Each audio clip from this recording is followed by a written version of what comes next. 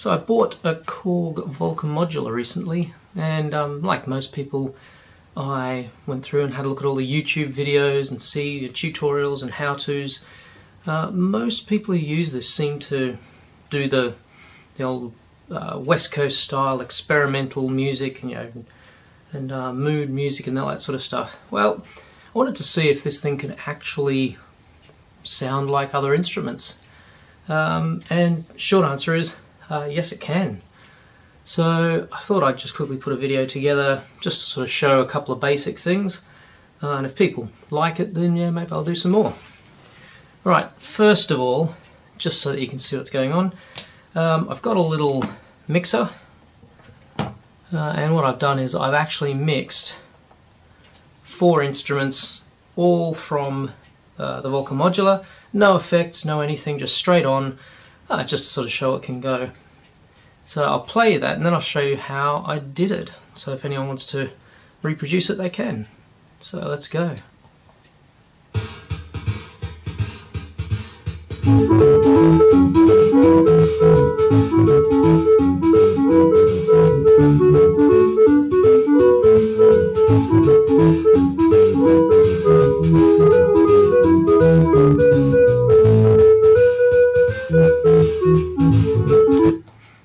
Anyway, so you get that, and yeah, basically that's 4 instruments. There's a cymbals, hi-hat, whatever you want to call it. There's a wood bass, there's a horn, and there's a clarinet, and it doesn't sound overly bad. So, how do you get the Volca Modular to actually make sounds like a real instrument?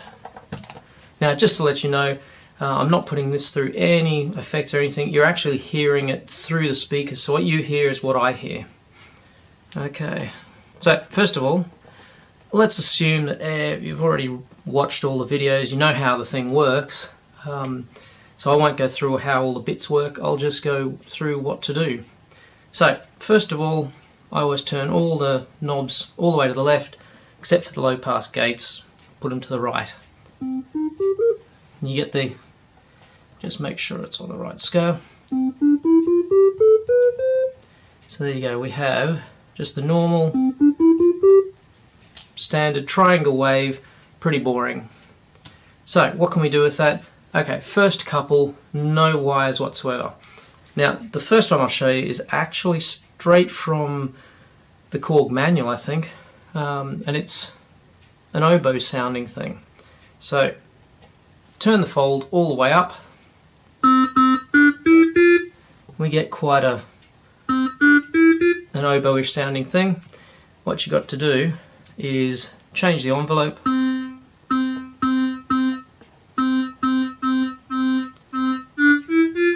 till it sounds reasonable. And the one trick when you're doing real instruments, in the real world, the reverb is everywhere. Basically, reverb is sound hitting walls, coming back. So a tiny bit of reverb actually makes it sound more realistic. Just a tiny bit, not a large amount. So we now have an oboe. So you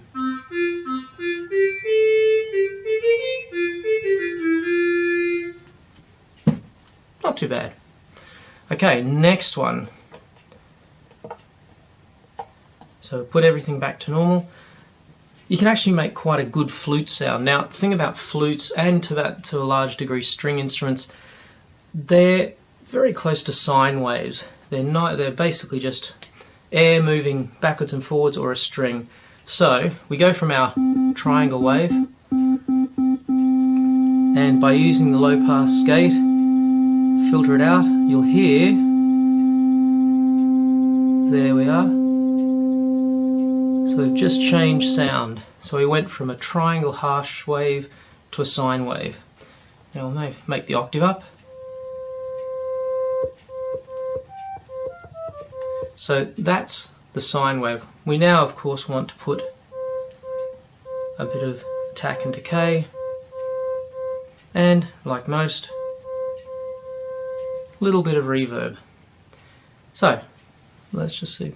Now the thing is, when you turn down the filter, it always makes it a bit quiet, so turn up your volume. So let's have a listen.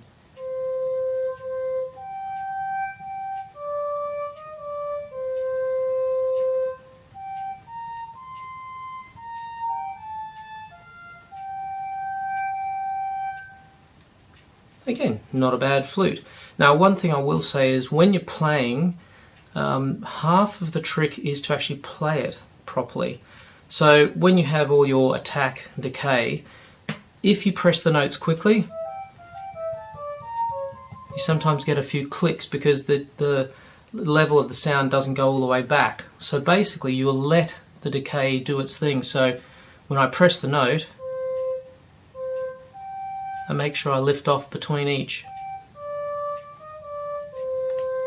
And that allows the attack and decay to actually do its thing, basically. Anyway, so there's a flute. And here's another one. Again, no wires required. Basically, a brass instrument or a horn is predominantly a triangle wave. It's a rasp. It's sort of it's a lot raspier sound. Now, I did cheat a little bit when I first got it. I have an oscilloscope and I had a look at the waveforms, and I found out that what you can actually do is get very close to a triangle wave by doing a little trick. So we'll start from our normal sound. Just turn it down a bit. Now, go down an octave. So there's a triangle. What you do is you turn the fold up, and as you turn it up, you listen carefully. So as you start turning it up, it starts getting a bit growlier. And that's a first stage, and then it starts bringing a second overtone in as the wave is folded down again on itself. So turn the fold up and listen carefully. There's a point where it stops the first part and starts a second transition. It's relatively obvious once you've done it a few times. So if you press the note and turn the fold, you can hear it starting to get growlier. And there's that second note. So turn it back. There. So that's the point at which that second overtone just comes in. So from there, turn the filter down, and there's the bass for a horn type sound. So like most things, we'll change the attack and decay, and just a little bit of reverb. So we can now play it, and again, remember playing it, letting the attack and decay go between.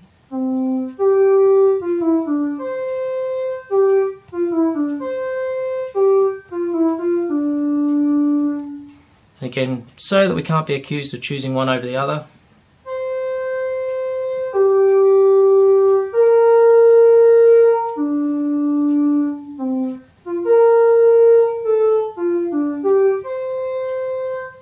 There you go. There's a basic horn.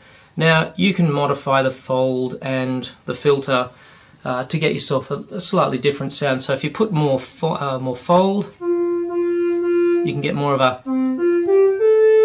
trumpety type sound, and you can use the filter to make it a bit more,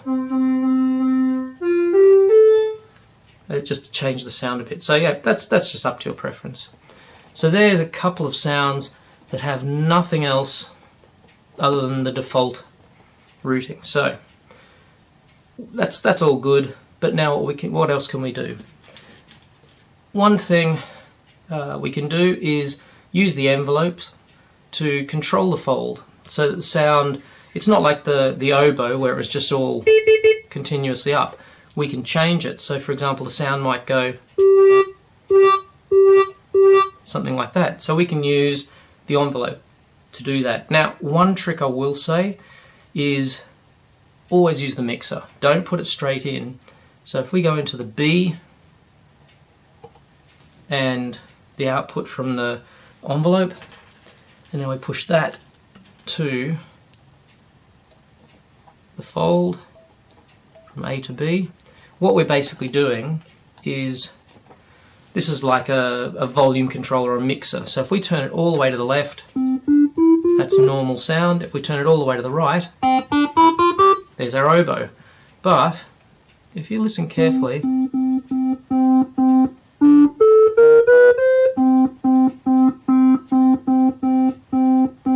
you can get a different sort of sound. Again, we'll change our envelope. A little bit of reverb. And now we've got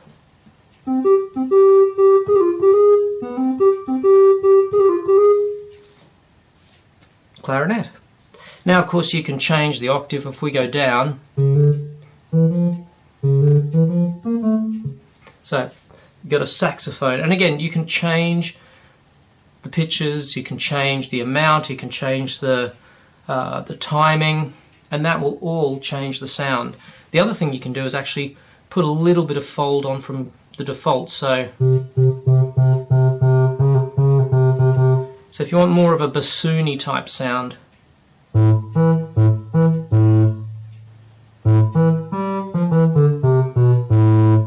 that's just a little bit of fold with your addition from the envelope.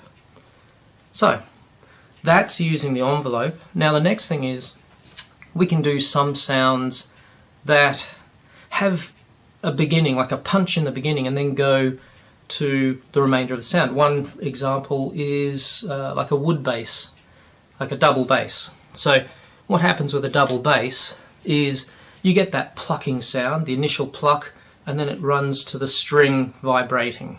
So if we go back to our default starting position, again back to our boring triangle wave, what we're going to do this time is we're going to gate the second function. Just make sure that's in. And that will go to our mixer in the same way, so into the B. And we'll again use the fold. Fold is great. So fold can give you punch at the end, punch at the beginning, or punch all the way through. So let's start off. So if we turn up B, now that's not really a very good sound, but you can hear that it's got that clunk at the beginning. So what we can do is slow it down. Okay, let's drop it an octave. Maybe a bit too much. Now, if you remember, strings are more sine waves, so we'll use the filter.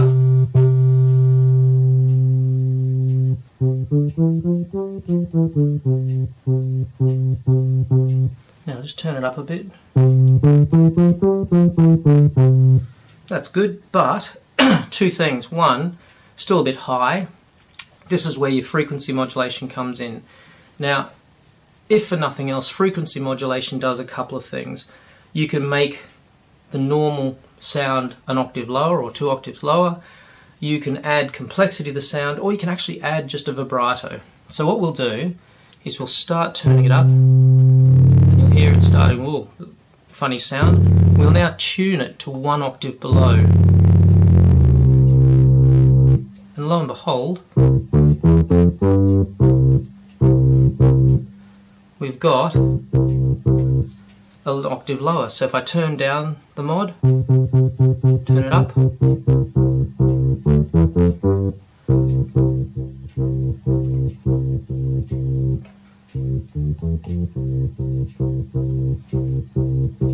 now, like most things, a little bit of reverb.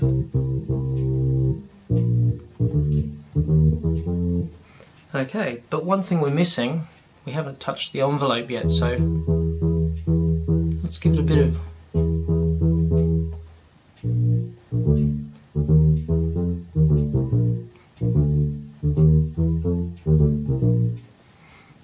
so there we've got a double bass. And again, that's just a very quick setup. What you can do is tune these things to make it sound better. So for example, you could, maybe that's a bit too so long.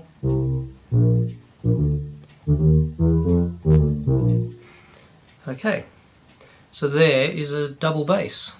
So far from the music we heard at the beginning, we've got the double bass, we've got the clarinet, we've got the horn. The only thing we don't have so far is the cymbal. Now the cymbal actually is white noise, which is the one thing that this thing's missing. So what you need to do is actually plug in an external source that has white noise. Now I don't have one right here with me, but basically you can put that as an input and then you shape it. So that's how you get all four. Now the next thing is, you can also do a few other things, but that's how you can get lots of instruments to actually sound like real instruments. You've got to choose your beginning, middle and end. I mean, let's just try one now. It wasn't on the recording, but for example, let's try a piano sound. So we'll start everything off back to the beginning. So back to our normal triangle wave. Now a piano is also a stringed instrument, so it's going to be a siny sort of wave. But the thing about a piano is, like a double bass, the string's struck. Now it's not plucked like a harpsichord, so it's struck, so it's just a little bit extra loud. So what we can do is we can take the two envelopes and add them together. So we'll take A, and then we'll take B as the output of that one, the second one, and we'll gate the second one, so it actually starts off. So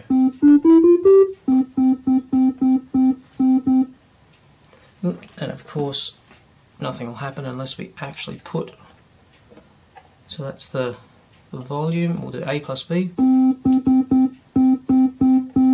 Now see, there's the second one.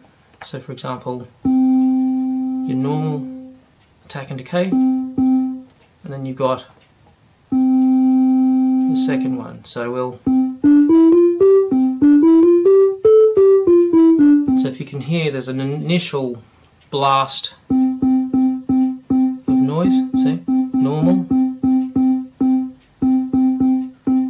Now we can use the gate, put up the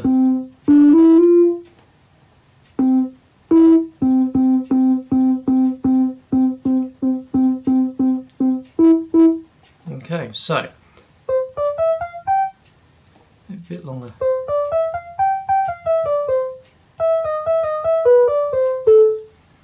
And there is an electric piano. Of course, what we haven't done is we haven't turned up the reverb just a little bit.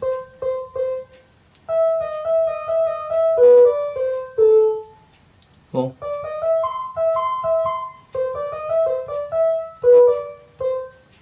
and there's a piano. So anyway, hopefully you've found that useful, and if you want to get your Volca Modular and start making some music, some emulated music, hopefully that'll give you a hint. If you like this and you want me to do some more, just leave something in the comments. You can not only emulate real instruments, but for example you can actually emulate a different type of synthesizer, the Moogs, which are famous for filter sweeps. You can still get a pretty good approximation to them, so maybe that's another video. Anyway, for now I'll push this across and we'll play out with the sound. So this is a full mix from the sounds you've just heard. Let's just rewind. So this is a wood bass, there's cymbals, there is a horn, and there's a clarinet. So let's probably turn it down a bit, but let's go.